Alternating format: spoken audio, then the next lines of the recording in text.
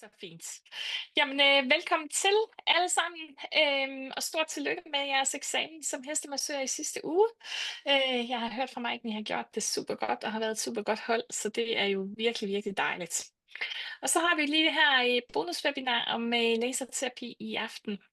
I har jo haft en lille introduktion til laser på jeres øvemodul 2, og i aften der skal vi gå en lille smule dybere i det. Det er jo sådan, at igennem virkelig mange år, der har vi samarbejdet med en anden producent af laser, som det ved jeg, at I også ved og har set en sådan. I den periode, der var der altid en fra firmaet, der kom på besøg hos os i undervisningen og fortalte lidt mere uddybende om laser. Nu har vi jo fundet en ny samarbejdspartner, som vi er virkelig, virkelig glade for, i form af Radia fra Sverige, men de har jo lidt længere ned til os.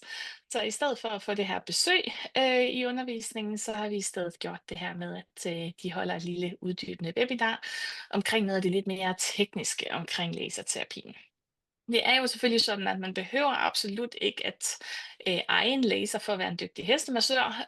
Først og fremmest så skal vi jo kunne bruge vores hænder, men som I også har set i undervisningen, så kan vel laser være et rigtig, rigtig godt supplement. Og i bund og grund er det supplement, som vi anbefaler, hvis man gerne vil ud og bruge noget teknisk også, og have noget andet til rådighed. Så derfor er vi rigtig glade for, at vi har muligheden for at henvise til nogen, som faktisk laver nogle super gode lasere, som vi har fået os nogle rigtig gode erfaringer med. Og vi er også rigtig glade for, at Cecilia og Anna vil hjælpe os med at holde det her webinar i aften. De har begge to rigtig stor erfaring omkring både det tekniske i forhold til laserne og udviklingen af de her specifikke produkter, som I jo selvfølgelig også har set i undervisningen. I aften der er det primært Cecilia, der skal fortælle jer noget omkring laseren, laserfysiologien, lasereffekter. Men vi hilser også på Anna, som er hende, der blandt andet står for salg, og hende, som I også har kontaktinfo på i det tilbud, I har fået udleveret i undervisningen. Første gang vi holdt det her webinar for vores fysioriske hesteterapeuter, der kørte de det 100% på svensk, og der var virkelig mange, som blev lidt tabt på det svenske. Så derfor er vi begyndt at køre det på engelsk i stedet for. Jeg er her selvfølgelig også, og jeg følger med på chatten. I må meget gerne stille spørgsmål på dansk, og jeg hjælper med at få dem sendt videre til Cecilia og Anna. Og hvis der er noget, I ikke forstår fra det engelske eller svenske, eller hvad de nu kommer på undervejs, så siger I også bare til, så hjælper jeg rigtig gerne med oversættelse. Men ellers så vil jeg sende jer videre til Cecilia og Anna, ja, tusind tak, fordi I er med i aften alle sammen, og tak til jer, Cecilia og Anna, fordi I vil hjælpe med at gøre eleverne lidt klogere på laserterapi. Så skål, Cecilia. Thank you so much. So I do my introduction in Swedish, I almost said, but in English, and I continue in English. So my name is Cecilia Lind. I'm a physiotherapist, and I've been working with lasers since 2007, actually. I've been working primarily in primary care, which means that I treated musculoskeletal conditions in humans. So I work at Radia as an educator and a salesperson. And with me today, except from Bettina, is Anna. Hi. And you can present yourself. Yeah. Yeah, my name is Anna Mikaelsson, and I'm a dog rehabilitation therapist. And I work as well at the Radia with sales and education, and mainly towards therapists treating dogs and horses in different kinds of ways. And a lot with students like you in Swedish schools. So I'm going to be a bit of background, and Cecilia is going to do the speaking today. Yes, and on that note, we love your questions, and you may also you can write them down in the chat, and Bettina, maybe you can ask them afterwards if it's all right by you, so then we know that we got the whole lecture, like go through the whole lecture. So with that said, I'm going to share my screen here.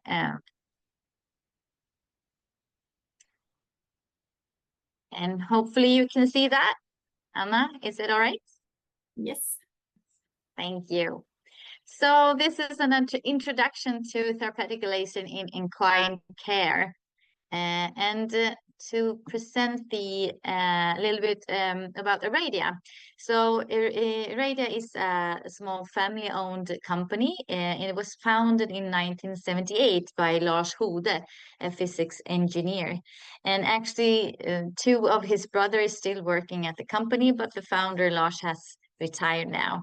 But we have it's all Swedish products, meaning that we produce almost every detail in Sweden as well as the lasers. So everything comes from almost the Scandinavian region or primarily in Sweden, in Stockholm, where we're located.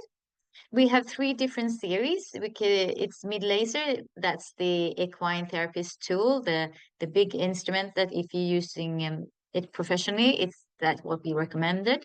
And mid light, that's for the smaller clinic or for self-care if you have a kind of vast problem or a broader need for self-care, and then it's mid-light that's better to use. And we have mid-care that is for self-care, but also for you as therapists to rent out to your patients or you're the owner of the dog or horse. But we have a long experience in producing the products, but also being support for the therapists that are our clients. So we have a vast experience in both treating and supporting our customers, but also in developing a user-friendly product and of course an efficient product to be able to reduce pain and inflammation in mammals, meaning dogs and horses, and in humans. But what we're going to talk about today is laser and laser therapy, and usually the method is called PBM, photobiomodulation, and it's the way that we describe how light is used as a tool for healing.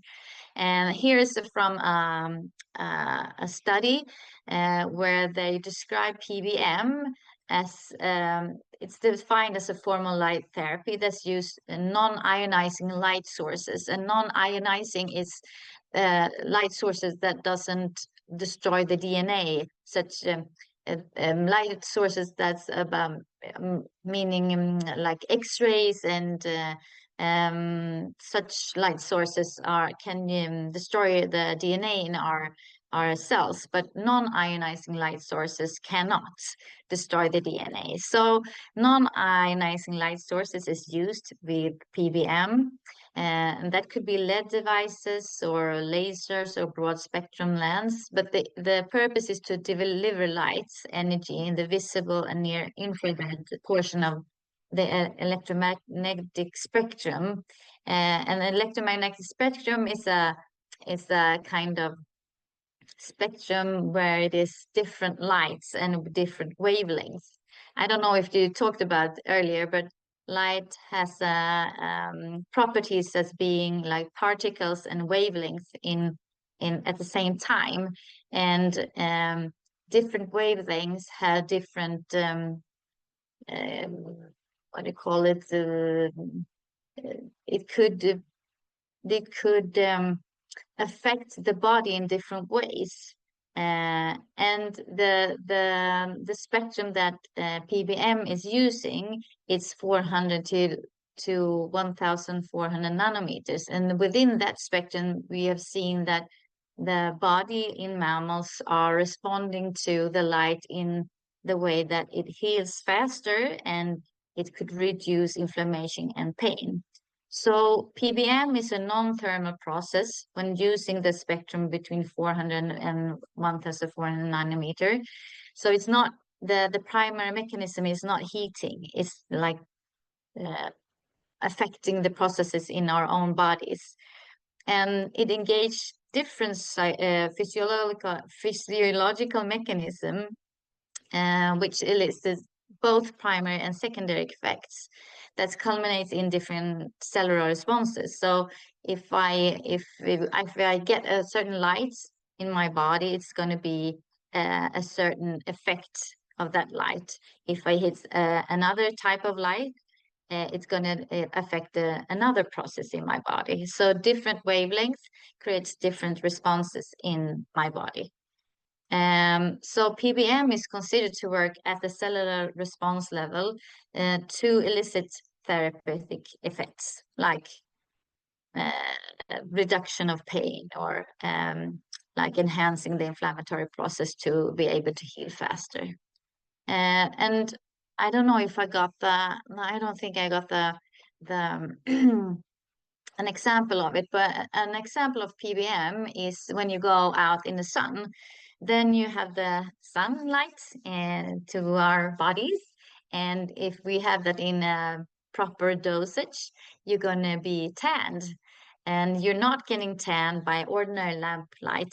It's a certain wavelength in the light that creates the process that creates the pigments.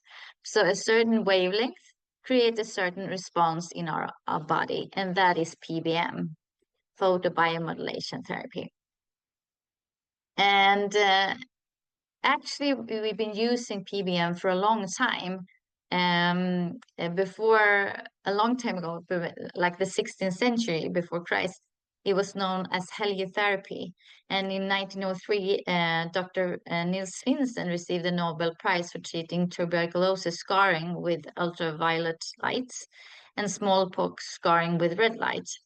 And historical research has also shown benefits of sunlight in conditions such as rickets. You know, we produce vitamin D by exposing ourselves to sunlight, but it's the UV radiation that creates this kind of response in our bodies, not the ordinary light. So UV light is good for smallpox scarring. No, for tuberculosis and smallpox scarring is red light. The first laser was developed in 1960, and it led to reports of accelerated healing in veterinary medicine in 1967 with Dr. Andre Mester, who observed improved wound healing and hair regrowth in rats. And it's a study where they had like they wounded actually the stomach of a rat, and they treated one of the wounds. There are two wounds on the stomach, and one of the wounds was treated with laser therapy, and the other one was not. And they saw accelerated healing on the laser-treated wound and a regrowth of the hair. And the study was actually done because they wanted to see if there was like adverse effects, if there were any negative effects of the laser light, but they didn't find any, but they found that the hair was growing faster and the wound was closing faster. In the 1970s, laser therapy was recognized as a physiotherapy modality in the Eastern Europe and Soviet Union and China. And they had it FDA approval in 2002. And it was a wider scientific and clinical acceptance supported by the advances in the technology. But it's a paradox because the more the stronger laser, like surgical laser, where the mechanism is to create like a incision or to create a heating to be able to take away like moles and stuff or tattoos. When the stronger lasers went into the healthcare system, the laser that had like less output power, that was not really that strong, they kind of went into the background, and physiotherapists like myself, they kind of the knowledge of the use of the lasers kind of disappeared.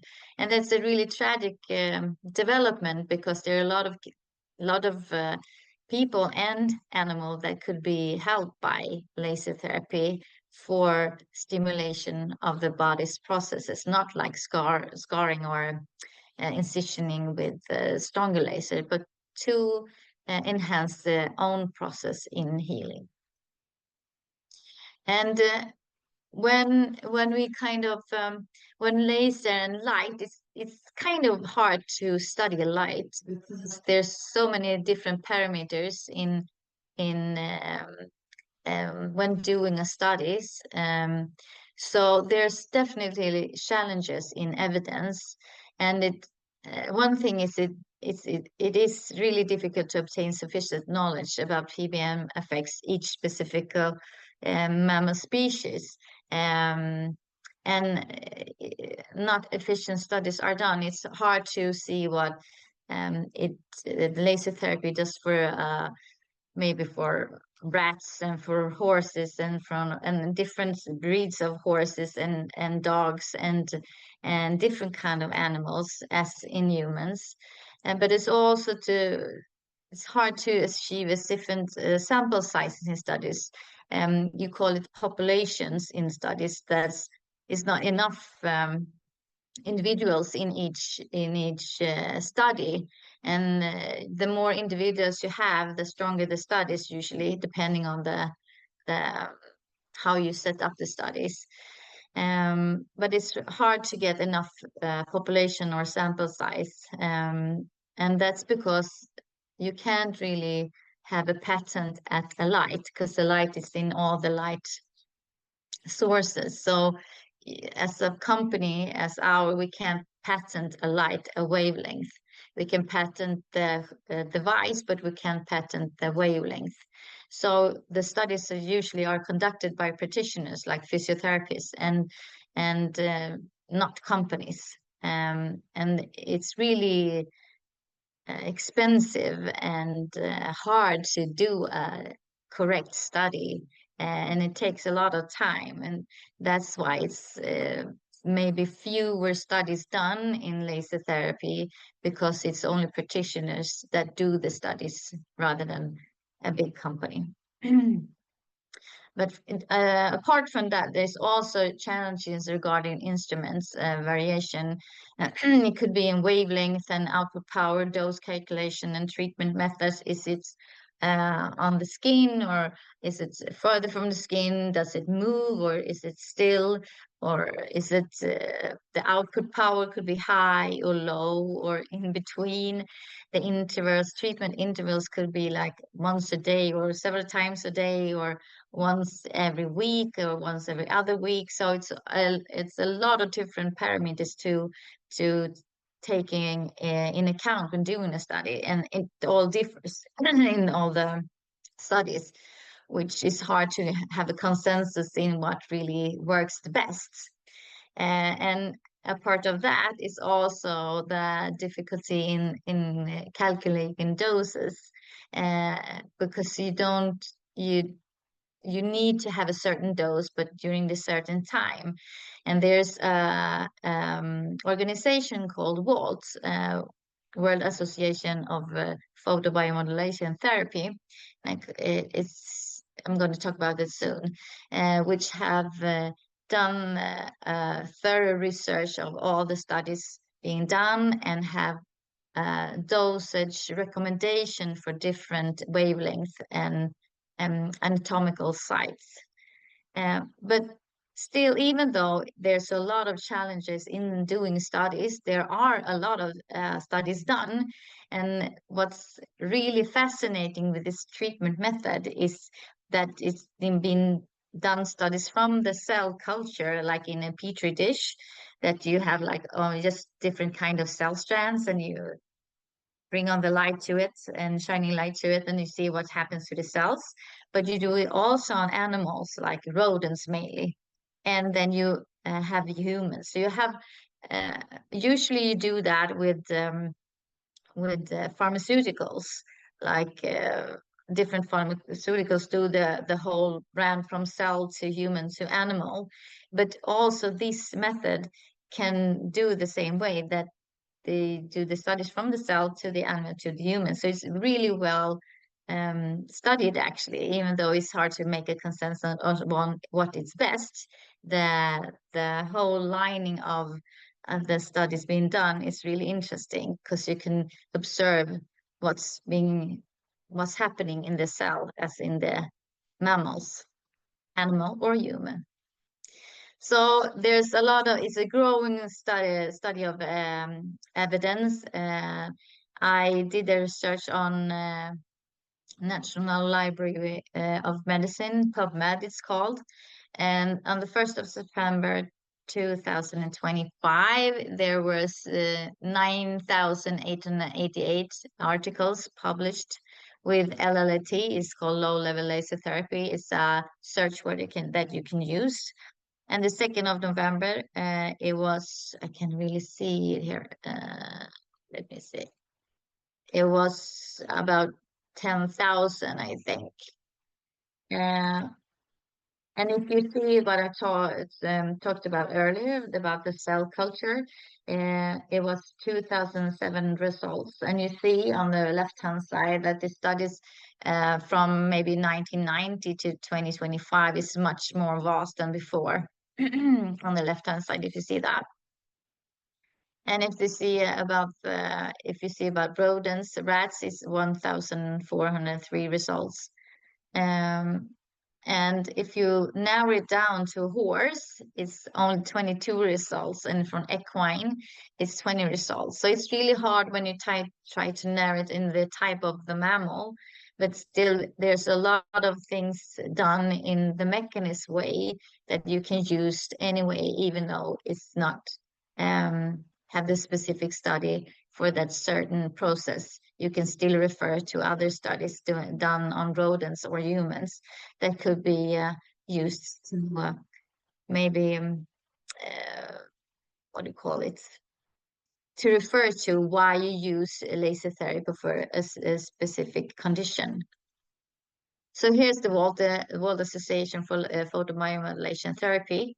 They have different dose tables for different wavelengths. As you see on the right hand corner here, you have a dose table for 904, and you have a dose table for 780 to 860 nanometers. And that's because you need different doses. And if you see those dosage, those tables side by side, you can see it's for class 3B. I don't know if you talked about that, but class 3B is a classification of laser is done considering the risk of eye or burns, eye injury or burns. And the lower classes from 1 to 3B is less dangerous than the class 4 laser. And it's defined, as I said, for the risk of eye injury or burns. So class 4 laser is usually from 500 milliwatts and up. It could be, there's no limits. It could be watts or several watts. But for class 3B and lower is usually between 500 milliwatts or lower. So a class 3B laser is usually below 500 milliwatt, but it could be a peak pulse. And I'm going to talk about that a little bit later. It's like a fast, like a flashlight, very nanosecond with a high pulse of maybe 1 watt. But the mean output power, it should be above 5 milliwatts. And the power density per square centimeters would be 5 milliwatts per square centimeters. And when you do the treatment, the time you should treat a square centimeter should be between 30 seconds and 600 seconds. I don't know if you can see that, but it's on the left-hand side.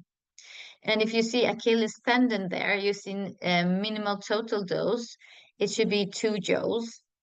And the maximum output power should be 100 milliwatt per square centimeters.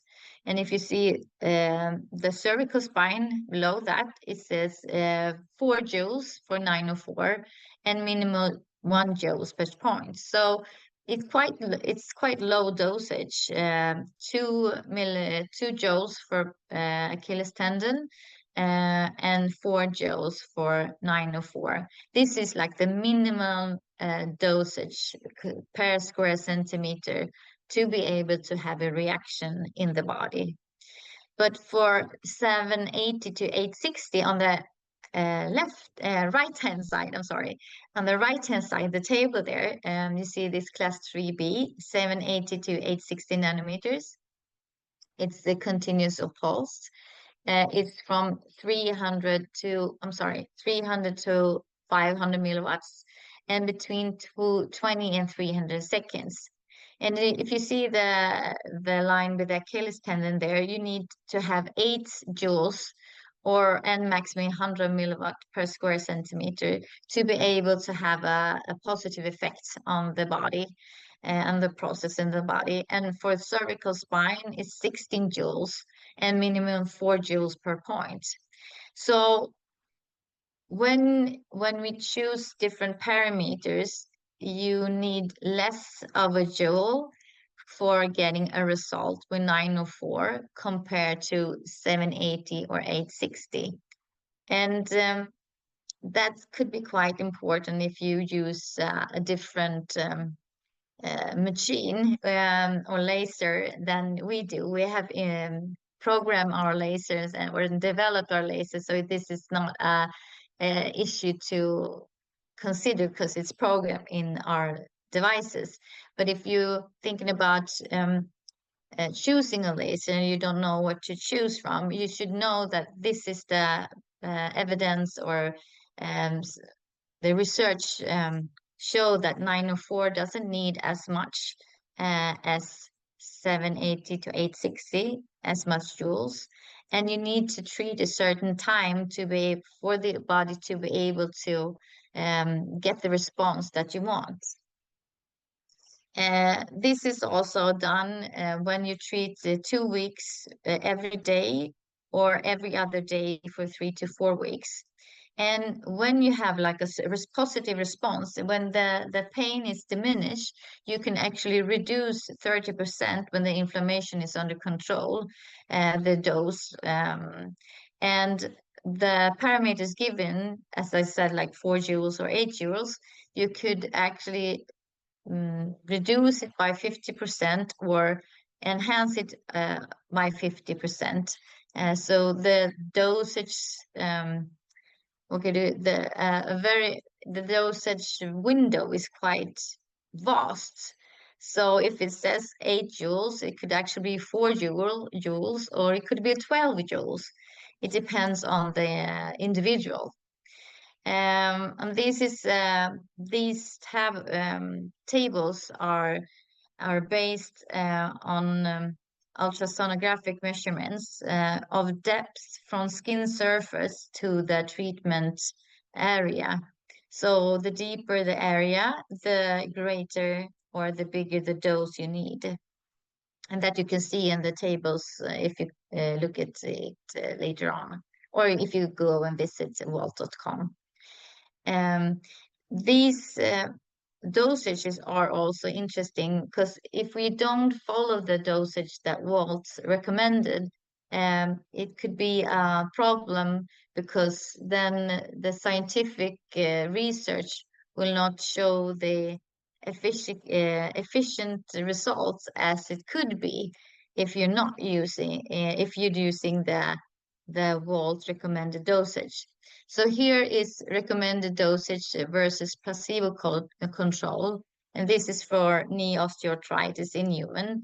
And on the right-hand side, you can see the line here. On the right-hand side of the line, it favors the results of the method. On the left-hand side, on this linear, it favors placebo.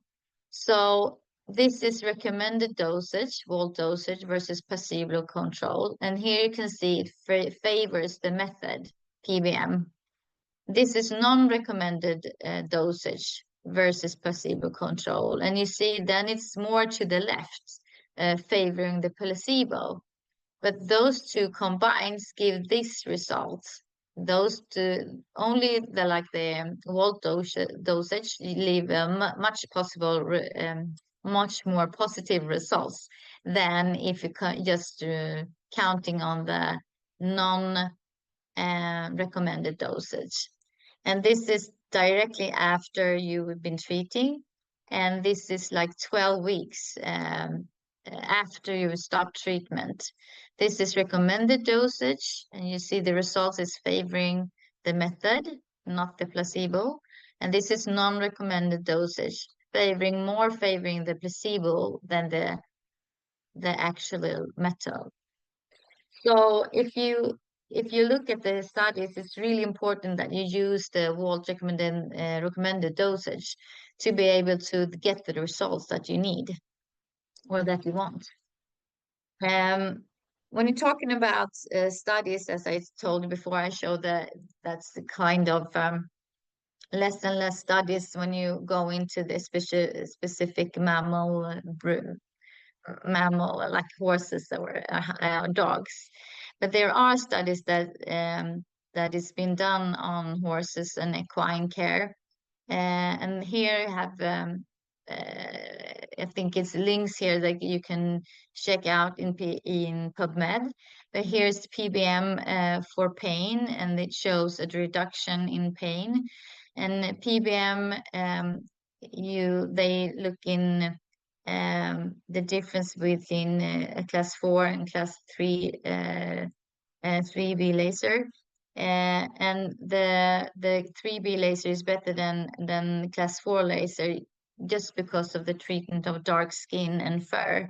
The dark skin and fur, the pigment in the dark skin and fur could absorb a lot of the light, and it could be a heat development, so you can burn, or you could cause burns, both of the skin and the fur, when the output power is too high. And here is the same conclusion that high intensity laser therapy could resulting in high risk of burns and injury. And here is the combination of PBM and chiropractic use in equine care. And usually PBM used together with a different method usually give a better results when using just PBM or use just the other method. But the combination is superior than doing one or the other on its own. So if I'm going to summarize this, I know it's a lot of joules, and if you're not used to talking about joules and output powers and wavelengths, it could be a bit confusing. But to kind of summarize it a bit, you need to treat about 30 to 600 seconds for 904 and 20 to 300 seconds for 780 to 860 nanometers to have an effect. And the output power should be about 5 milliwatts, above 5 milliwatts and 1 watt. But the average output power should be above 5 milliwatts per square centimeter, and 5 to 500 milliwatts for 780 to 860 nanometers. And it should be below 100 milliwatts, the output power, when treating superficial targets. And if it's above 100 milliwatts, you should be treating deeper positioned treatment targets. So it should not be like just on the skin, it should be like a couple of centimeters down when you use 100 milliwatts or output power above that. And a different dosage is needed between 904 versus 780 to 860 nanometers. And dosage could diverge from 50 to minus or 50+% from given values for Waltz. And when you have the inflammation under control, usually when you have a bit of pain reduction, you can reduce the dosage by 30%. And you should treat over target tissue, and treatment for every day for 2 weeks or every other day for 3 to 4 weeks. This is like the bullet point from Waltz, but in the clinic, it's not like that we can treat a horse maybe 4 times a day if we don't have the horse just in our stable or close to us. But then we have like a mid-care, the home unit. You can rent it out and make sure that the owner could treat, or the trainer could treat the horse with a certain schedule to make sure that you have the optimal laser treatment for this individual and the specific injury.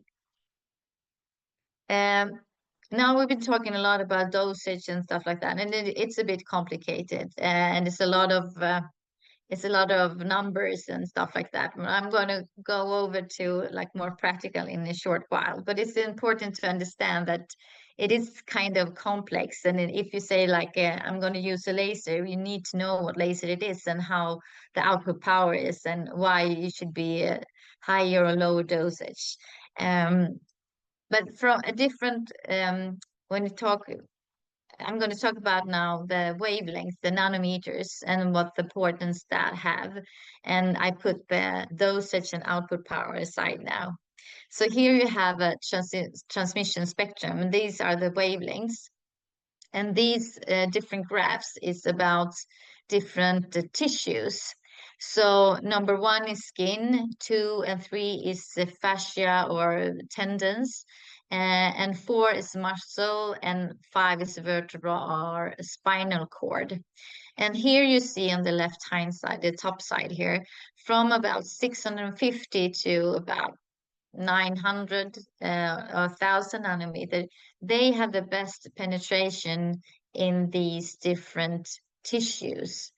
When it comes to blood, you see the graph and the lower graph on the left-hand side, you see that they have the nanometers like in linear down here, and you see the graph about 650 is very low penetration in blood, but about 1000 nanometers there have a good penetration.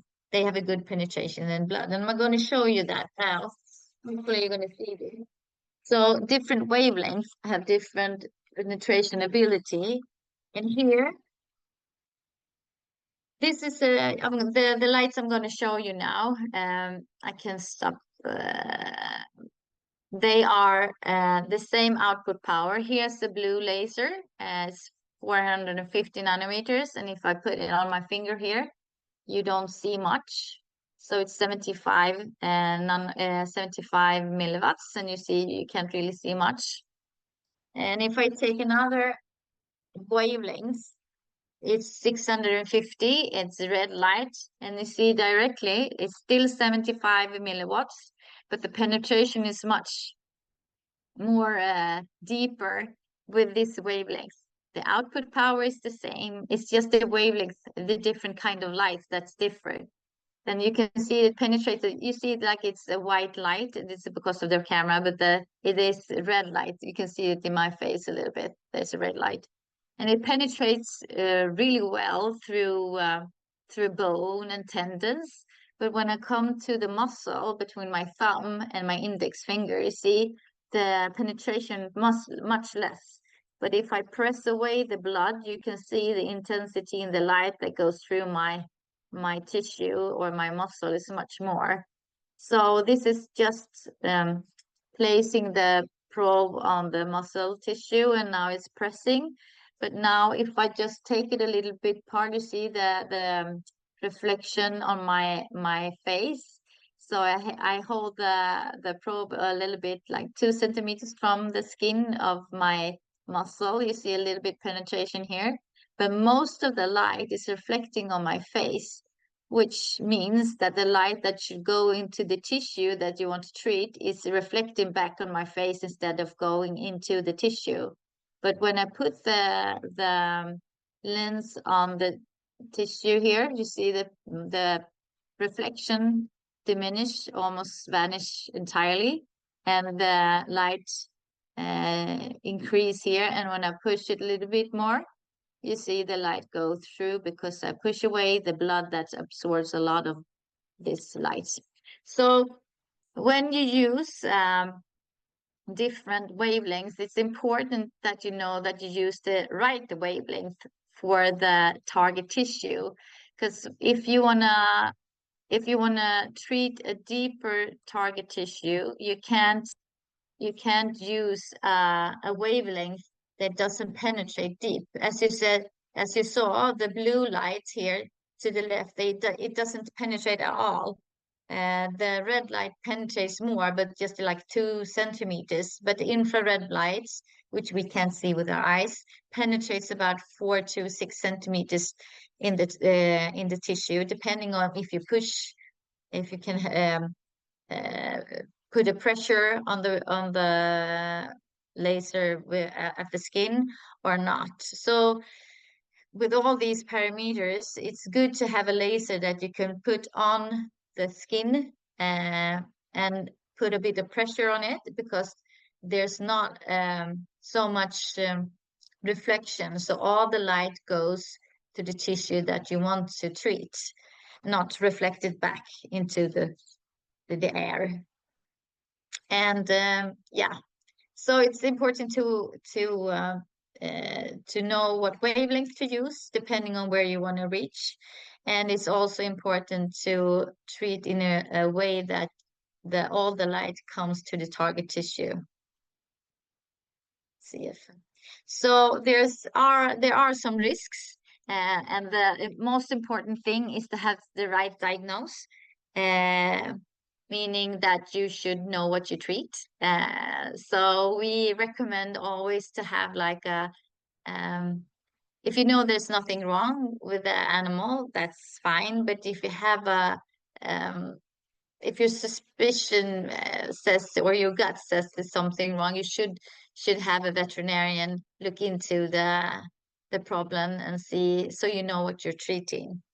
There's a risk of eye injury. If you look into the laser for too long, you could cause an eye injury. But if you have, as you saw me do, if you put the laser into the tissue, the reflection is so minimal. So for our lasers, it's not a risk to have an eye injury.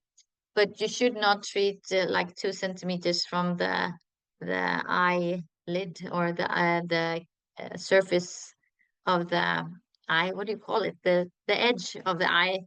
2 centimeters, you should not treat within that. If you don't do that, the risk is minimal to create any injury at all. But there's a risk for burns, and if you have a higher output power, the higher output power you have, like the stronger the light it is, the bigger the risk it is for burns. So with skin and dark fur and a high output power, there's a risk that it could create a warmth that it kind of starts to burn. Actually, with our lasers, it's not that risk. We have a laser called 808 that you can adjust the output power, and when it comes over about 150 milliwatts, it is a risk of burning. And you can test that on yourself if you have access to our lasers. I don't think maybe you have the 808 so much, but if you have the 808 and put it on the highest output power, you can feel the burns or burning sensation if you have a mole or dark mole, or if you have a tattoo, and then you can feel that by yourself. So with all that I said before, there's a challenge with evidence, and there's not a huge amount of studies being done on horses. We have been talking to our users since 1980s, and we know that it works, and it works really well. So I want to present to you a couple of voices from our users that have been using our lasers for a long time. And hopefully you can hear it. Otherwise, you're gonna let me know. Hej, jag heter Linda Hed. Jag är landslagsryttare i hoppning och jag har använt Iradias laser i snart 10 år. Jag har använt det på alla sorters skador. Vi har haft hjärtbandskador, senskador, och vi har använt laser med goda resultat. Jag har alltid rådfrågat min veterinär först. Det känns viktigt att veta, och vi kan också därför se resultaten på vecka till vecka. Det som jag använder Iradias laser mest är underhållsbehandlingar. Jag tycker om att använda lasern på muskler. Om man kanske har lite ömma ryggar eller lite svaga bakknän. Det är också väldigt bra att använda när vi har små sårskador. Då använder vi laser för att läka såren.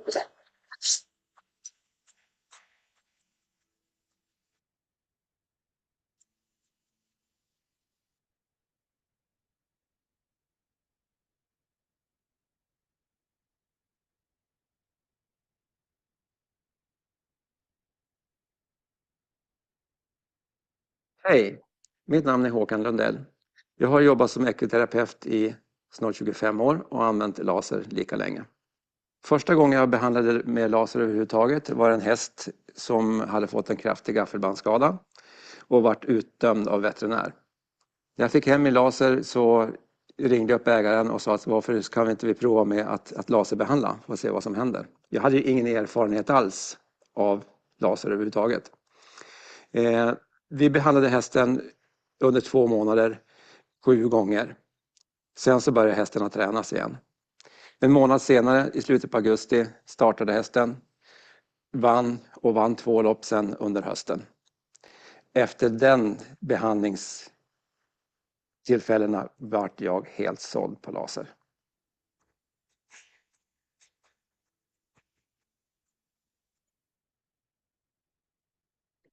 So there's a couple of voices. There were some couple of voices from our users, and Håkan Lundell, who was the last one, he's been using our lasers for 20 years, I think. So he's got a lot of experience, and he's one of our most loyal user, actually. So here you have the design of our lasers that are being used in equine care, and we have designed our laser head with consideration for penetrating fur, and I'm going to show you why. You saw the penetration of the light here, right? If I have the fur, this is my fur. So if I have the fur right here, I don't know if you can see it now, but hopefully you can.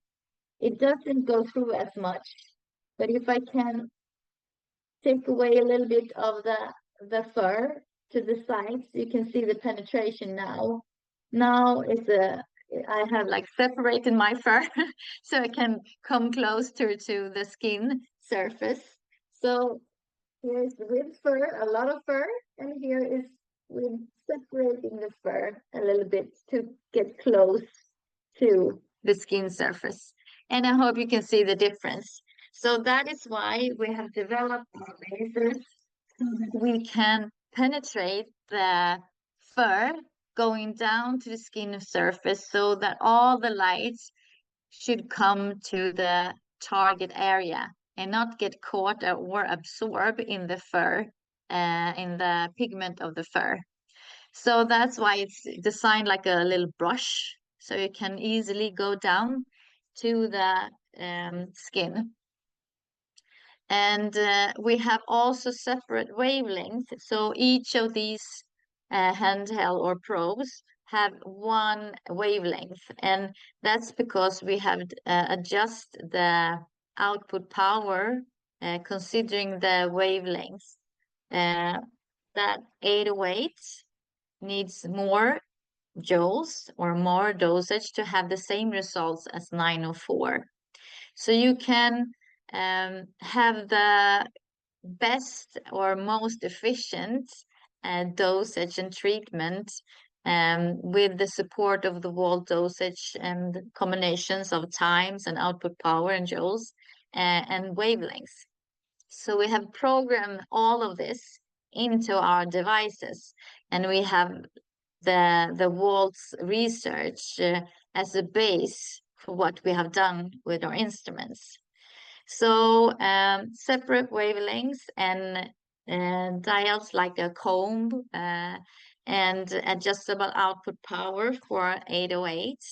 And for 904, it's a low average output power, but actually it has like a flash flashing light, you could say. It's superpulsed, so you have like a nanosecond with a high output power. So it's a combination of a high output power, but if it's a so short amount of time, so you can't really burn with a short amount of time, but you have the average output power of 60 milliwatts. So you could use it on superficial problems and deeper problems, because it's 904 is an infrared light, so it penetrates deeper. And maximum output power at 635 nanometer, which is absorbed very superficial, it's 100 milliwatts. Because over 100 milliwatts, you don't see the beneficial effects if you have the output power over 100 milliwatts. So that's why our 65 nanometers, the red light, as I showed you, that's superficial absorbed, it just goes up to 100 milliwatts.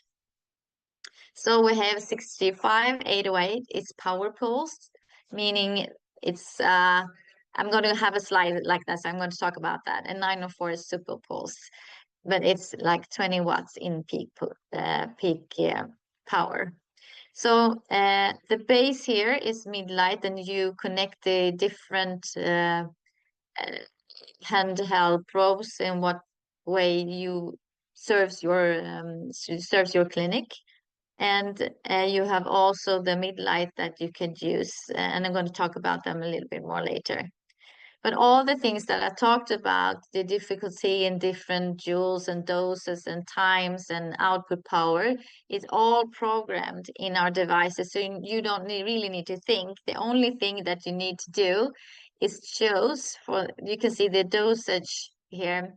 The dosage is programmed here in these small dosage buttons. And here is like a superficial dose. Here is like 2-3 centimeters down when you're going to treat two target areas, 2 to 3 centimeters down. And here is 3 to 4 centimeters. And the last button is 4 to 5 centimeters down. So with a single push of a button, you adjust the output power and the dose for the depth of the target area. And then you put the laser onto the skin, you press the button, and it's on. And when the signal, you can hear the signal again, you move it to a next area. So you have one of these lenses with in a square centimeter. So it's like this. So you treat the whole area with one lens per square centimeter. Then you have a perfect dose for that area.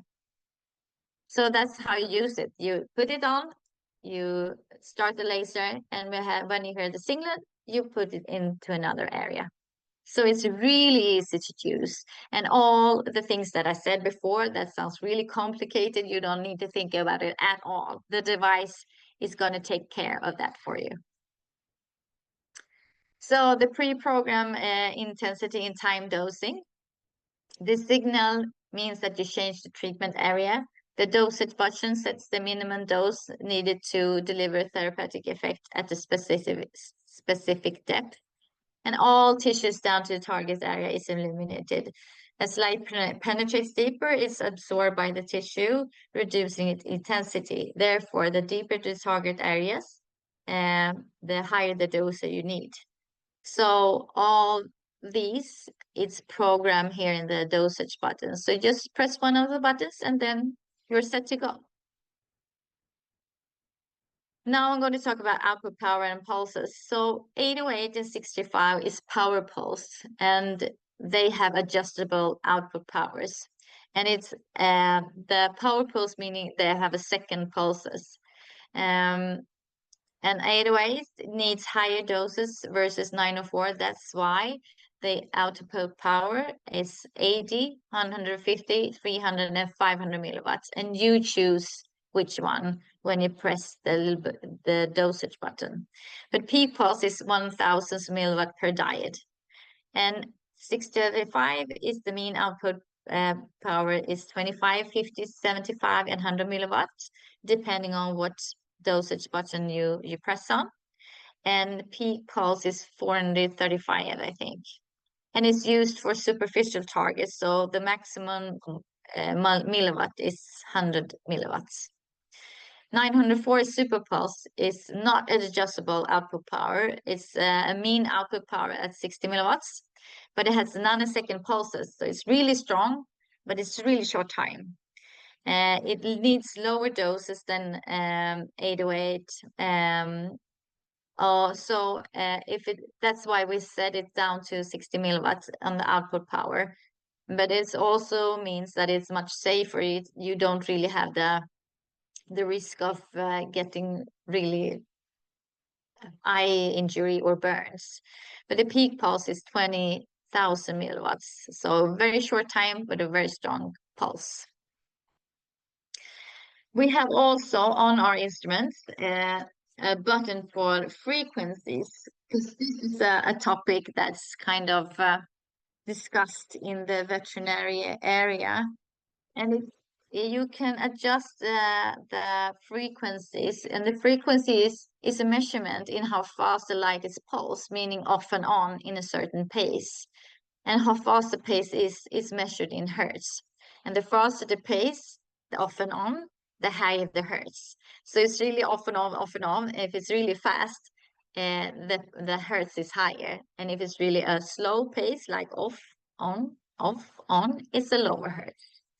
But there's no stringent data from evidence on what frequencies are best for what.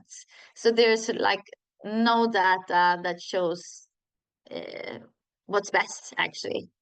But we have voices from our users, like decades voices from our users that we have chosen to listen to and program our devices after. So you can actually change frequencies in the hertz by pushing this button and push it down or up to adjust the hertz. And the reports from our users says that the higher frequencies might have give a reaction from the horse, and lower frequencies are better tolerated. And in countries such as Germany, practitioners often work with different frequencies, but since there are no evidence, the default setting is fine, and the default setting is 700 hertz for 904, for example. You can also use our instrument as an acupuncture device. If you use it in Western style, a wavelength of 808 is usually sufficient. And what we do then is that you have a single diode, and sorry, I just need to find it. Yes. It is. It's an acupuncture. It's like a fiber optics that you put on the single diode, and then you can use like an acupuncture point. This is a more flat one. Usually we have a more pointy tip with this optical fiber, so that is more like a small point, acupuncture point that you can stimulate. When you're using traditional Chinese medicine, using several wavelengths is more beneficial. So primarily 808, but also 635. 635 is the red light. 904 is not really used in laser acupuncture. It's because of the light that it spreads widely when you're penetrating the tissue. So it's difficult to have like the specific target stimulated, like the acupuncture point stimulated. So 904 is instead used locally over the joint, or over the swollen area, or over the painful area. So when it comes to hygiene, you can use plastic, but it should be like really thin plastic if you want to take care of the instrument. But also isopropyl alcohol is a kind of alcohol that you kind of disinfect the whole instrument and the probes with. But plastic is working fine, not like plastic bags, but really, really thin plastic could be used over the probes. So what laser to choose? It's always difficult, but now we're talking about a radial laser. If you, I'm in favor for all different lasers if they're like correctly and the measurements are correctly that's been sold and stuff like that. But PBM is a wonderful tool to use. But when we're talking about our instruments, we recommend this. Here you see the base unit and a 12 probe and 2 single probes with fiber optics. And this is like a professional setting. You can use it locally and for acupuncture, like TCM and Western style, and for trigger points and optimal for wound. Here we have like a base unit and a 12 diode and a single diode with fiber optics. And this is a kind of basic use. You can use it locally and for acupuncture, Western style, and trigger points. And this is like a basic settings when you have a base unit and a 12 diode probe, and it's used locally. And it's really good for penetrating fur with low output power. We also have like the mid-lights that you see here. And you can see over here, this is a white one, but it's the same kind of one. We have made like 904. They have 3 diodes. You can see it here. They're a bit out from the like a comb as in the 12 diodes. They had good for penetration. It's superposed. It's just like this the 12, but it's only 3 ones. And it's used locally. It's really low risk when using this. We have the 808, which is this one. They have 2 diodes and it's power pulse, and you can adjust the output power. It's used locally and Western style acupuncture because you can take a screw and screw it take this away, and then you can attach like this. It looks like a thread, but it's optical fiber with the acupuncture point, so you can use it as an acupuncture laser as well. But there's a risk of burns here because you can the output power gets higher when you use the acupuncture point or acupuncture fiber, and when you go up in the output power here. So there's a little bit of a higher risk here, and you need to know what you're doing when using these dosage buttons. But it's a kind of versatile product for using both for acupuncture points and local use. I don't know. I think I think I need to jump forward because I'm a little bit too late. If you want to know more, we have a YouTube channel where you can see a lot of information about mid-light and mid-laser and how to use them in Swedish. But you can also set the subtitles in Danish if you want to. But we have also live webinars. They are free of charge. You can just put your address in, and then you're going to have a link just as this one. But it's in Swedish. Maybe it's better because my English is so. I feel so. Maybe it's better if it's in Swedish. But we also have courses in real life. So we have online, like in-place courses, just as Bettina have. But this we have only for human, not for equine care. If you want to try a laser in your clinic, you can actually lend a laser free of charge and for a short amount of time, about 4 to 6 weeks. And you can talk to Bettina about that if you're interested. And if you want to buy, we actually have leasing, so we help you with the investment if you want to, that we can talk about how you can pay per month instead of buying it all at once. And we have a special student offer if you're interested. And now I'm going to take your questions if you have any. But if you're interested in talk to us later on, please put down our email addresses or Bettina's, and you can ask all the questions that you want to. Now I'm going to stop share my screen and see if there's any questions. I can see there's one question. Are there any plans to develop a more ergonomic handle or neoprene sleeve with the laser? From the studies, it's recommended to use a laser as complementary treatment. Yes.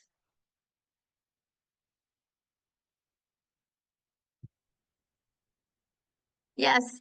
Actually, there are. I saw that it was a. I don't know if everybody saw the question is kind of long. It's what is good is like a class 4 laser versus class 3B laser, because you have to have a more like a shorter intervals in treating. 3 to 6 times it would be could be sufficient with our lasers too. It's not. You don't need to have that amount of treatment just because the study that's been done is set up to have that amount of treatments. So it's I'm not very what I've been talking about is what the studies have done, not what's used in clinics. In clinics, usually you have 1 or 2 treatments per week for maybe 3 to 6 times. But in the studies, they have the set up for every day or for every other day.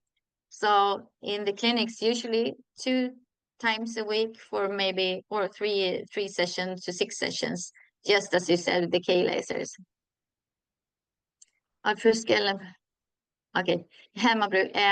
So what we can provide the same thing for K lasers or class 4 lasers is just the same thing, but we have an advantage that because it's less risk when using our lasers, and also you can get the optimal treatment if you rent out the laser for them to use at home, like the mid-care or mid-light lasers.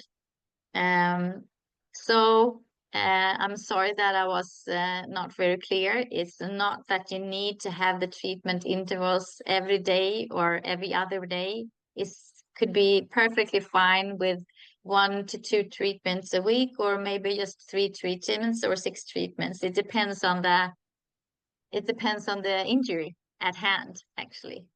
So it's the same thing for the K laser as our lasers. So it's not really a dilemma. It's the same thing, actually. Is there anything that I missed there in that question? No, I don't think so, but I would like to supplement a little bit in Danish, if it's Yes, all right. of course. Yes. Yes. Det er nemlig en ret almindelig misforståelse, det her med klasse 4 versus klasse 3B laser, og det har været virkelig meget op at vende i Danmark de sidste mange år, fordi det netop er klasse 4 laser, der primært bliver markedsført mod dyrlægerne. Og det markedsføringsmateriale, som dyrlægerne får, indeholder primært også information om, hvorfor klasse 4 laser er så meget bedre end klasse 3B laser. Meget af det har jeg set igennem, og det er virkelig forvirrende. Men faktum er altså, som Cecilie også siger, at de kan faktisk de samme ting. Der kan være lidt forskel på, hvor lang tid man rent faktisk skal lave påvirkningen for at få leveret den samme mængde joule og for at få den tilsvarende indtrængningsdybde, men reelt set får vi de samme resultater. Jeg har en klasse 4 laser, som jeg har brugt tidligere som supplement til de gamle lasere, vi har, men den er jeg faktisk ved at sætte til salg nu, fordi vi behøver den ikke længere, efter vi har fået dem her fra Iradia, som har en anden type indtrængning. Så det er simpelthen bare lige for at understrege, at der er ikke nogen tvivl om, at mange af dyrlægerne herhjemme tror, at klasse 4 laser kan noget, som klasse 3B laser ikke kan, men det kommer rigtig meget an på indstillingen, det kommer rigtig meget an på dosis, det kommer rigtig meget an på anvendelsen. Og det, der faktisk rigtig er nødvendigt, eller rigtig ofte er nødvendigt at gøre med klasse 4 laserne, det er, at man nedjusterer cyklus på dem betragteligt. Dels for at undgå brandskader, men simpelthen også i forhold til, hvad vævet det kan absorbere. Så der er mange misforståelser omkring det. Og så vil jeg sådan rent praktisk også sige, at i forhold til det her med dosering, så er der ikke nogen tvivl om, at står man med en akut skade, så kan det være rigtig fint netop at kunne dosere noget flere gange om dagen eller flere gange om ugen. Men i praksis, så er det jo noget, vi bruger som supplement, når vi er ude hos hestene som terapeuter. Det har jeg personligt gjort i 18 år, og der får vi rigtig store supplerende effekter. Så igen også bare lige for at understrege, at det er på ingen måde nødvendigt at gøre det så hyppigt, som nogle af studierne siger, men der kan være effekter af at gøre det så hyppigt, hvis man har brug for det. Så det var bare lige sådan for at understrege den helt klart. Yes. Sorry, Cecilia, it was just to make sure I think that that's it was perfect. there's an also, I want to add actually that when using class 4 laser, it's also a much higher risk of burns. So you usually need to move it around not to be able to burn. So there's actually we try to develop our laser with the minimum of risk with the maximum of efficiency. So that's why we've done it like we have. So yeah, but both is PBM and both could work. So, but they're similar in effects, I would say. There was also the first part of the same question asking if there is any plans to develop a more ergonomic handle or a neoprene sleeve for the laser. I know some of them struggle a little bit with the bag. Oh, like the bag, like here, Yes. yeah, Yeah. yes, They want we're another doing. bag. That's perfect because we're doing that right now. Actually, we're planning to do like what do you call it? Like a magväska. What do you call it? Like a hip Yeah, the bag, mailbuilder. Yeah, a belt. a So for belt around bag. the body. Yeah, Yes. Yeah. yes, yeah. We're planning to do that, and we're planning to also have like that you can use around your belly, but also around, if you want to, around your like neck, or we call it like a shoulder, like the shoulder, the crossover bag, but that you could use just you can put that in a backpack then with all the like equipment in place. So you're not going to place it down in the backpack and go and then to the next place and take it up and put the belly bag on and then you go, just to be able to really make it a user-friendly bag and not so much like need to carry it in a non-ergonomic way. So that's the plan. But Sounds amazing. yeah, that we're all in for our all your input. That's important to us. But we're in the move of developing another bag actually. Great. Yes, not the handle though. I mean the handle of the. I mean, if you mean the handle of the probe, no, we're not going to change that much. But the bag, yes. Yeah, and it is all about the bag. So Yeah. Okay. perfect. Yeah. Right. Then we have Camilla asking what's the difference between mid-care laser for home use and the laser for professional use? It's quite a vast difference, and it's also like the for professional use you need we would the battery is like the biggest thing there, because for the home care you need to have like 6 AAA batteries and you need to change them all the time. It's not really environmental friendly, and uh, it's not developed for professional use. This you can recharge and you have a different you can, oh yeah, I don't know if you can see that, but the dosage buttons you don't have that on mid-care either. So it's really like the basic on the home care device. So Anna, you can show it. You just push the button on the yes, and then you put it on, and then it's on, but you don't have any settings. So it's like 60 seconds. And you need to count if you want to have more, like count more beeps. And then you turn it off like there. Yeah, so the batteries and the option to adjust the time or output power it's a difference. And it's not It's really 30 milliwatts compared to yeah, and it's yeah. So it's 30 milliwatts per diode. It's 60 milliwatts in the professional one, this one. So the output power is also less. And it's not really, even though it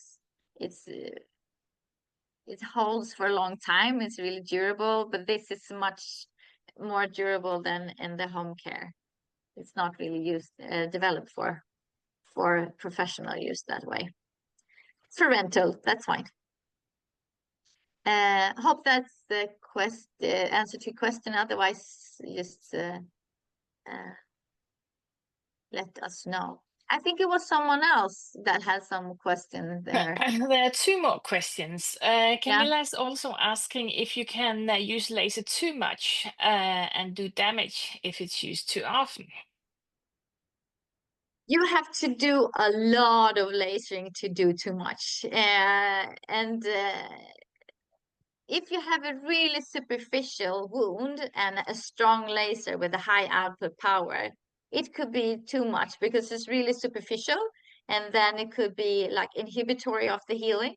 That's what I've seen in the study. But as long as you have the skin intact, it's really hard to like overdose of anything. And if you have anything to say that, you can free to say anything else. But it's really, I mean, the horses are big powered animals. It's not like a small chihuahua or anything. So you can't really overdose in that area. But for like superficial things with a high output power, yes, it could be inhibitory. Otherwise, no.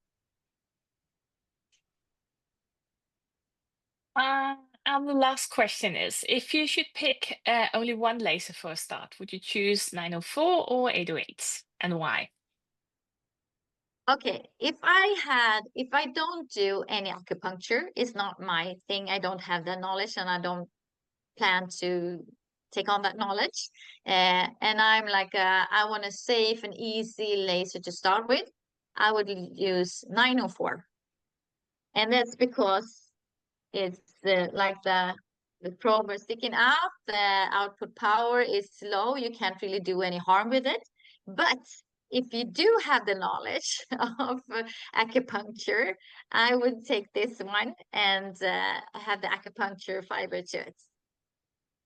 So it depends on your knowledge, really. And Bettina, if you said if you have anything else, you free to. I absolutely agree. And I think for you as massage therapists, I would probably choose the 904 because you get great results with muscles and joints. But for those who are doing our therapist program, the Fysioterapeut, they also have a lot of knowledge within acupressure. So many of them have chosen the 808 because they have, because they have the opportunity to do both of them. But I think when you're working mainly with muscles, you'll definitely get the best results out of a 904. It is, yes, 904. Mm-hmm. Perfect. I think it was yeah. No, I think that was all. I hope you understood my English, and I'm sorry if it was a little bit out there sometimes, but I do my best, and hopefully it works better next time. And if there's anything else, please don't hesitate to email us or Bettina. And hopefully, I think you're gonna have like an automatic email with an evaluation link that you can say what you thought about this webinar, and if there's some input, and your what do you call it? We can see who's answering. Your answer is totally anonymous. And so you can say all what you want, and we'll take it into account until the next time. Thank you very much, Cecilia. It was a pleasure. Og tusind tak til jer, der har været med på webinaret her i aften. Som Cecilia hun også har sagt, så er det jo faktisk sådan, at Radio de låner laser ud gratis. Og det er en mega flot tilbud. Og vi har lavet en aftale om, at vi administrerer dem for dem i Danmark, så de ikke skal sende frem og tilbage til Sverige. Så hvis der er nogen af jer, der har lyst til at prøve en laser af i en periode, det kan også være, at I har snakket med Mike om det allerede, men hvis der er det, så må I meget gerne skrive til mig, fordi det er mig, der står for at sende dem ud og lave lånekontrakter og sådan noget. Så det er super velkomne til, hvis det skulle være relevant for jer. Men ellers så håber vi, at I lige har fået den her lidt større forståelse for, hvad laserterapi er for noget, og hvordan det kan bruges som supplement til alt det andet, I er blevet rigtig gode til. Det var i hvert fald hensigten for i aften. Men ellers så er I, som Cecilia også sagde, altid meget velkommen til at sige til. Så hjælper vi gerne. Så tusind tak for i aften, og fortsat god aften. Tak. Tak så mycket. Hej hej. Thank you for your time. Bye bye. Hej hej. Hej.